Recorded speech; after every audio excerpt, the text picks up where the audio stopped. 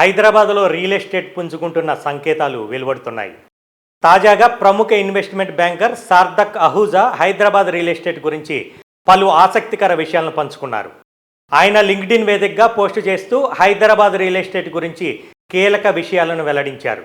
బెంగళూరు, ముంబై, గురుగ్రామ్, ఢిల్లీ వంటి నగరాల్లో రియాలిటీ భూమి ఉందని అందరూ అనుకుంటారని, కానీ అది నిజం కాదని 2020 నుంచి ఇప్పటి వరకు అంటే దాదాపు 4 ఏళ్ల కాలంలో హైదరాబాద్ రియల్ ఎస్టేట్ దుమ్ము రేపిందని చెప్పుకొచ్చారు. గత 4 ఏళ్ల కాలం నుంచి టాప్ మెట్రో నగరాలను పరిశీలిస్తే హైదరాబాద్ రియాలిటీ రంగమే పెట్టుబడిదారులకు 80% ఆదాయాన్ని అందించినట్లుగా తెలిపారు. ఈ భారీ వృద్ధి ముందు మిగిలిన ప్రధాన నగరాలు చాలా తక్కువగానే వృద్ధి నమోదు చేశాయని తెలిపారు.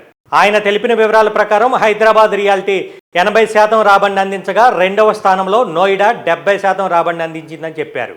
గురుగ్రామ్ 60%తో రెండవ స్థానంలో నిలిచిందని, దేశ రాజధాని నగరం ఢిల్లీలో 40% రాబడి రాగా ఐటీ రాజధాని బెంగళూరులో పెట్టుబడిదారులకు 45% రాబడిని అందించిందని చెప్పారు.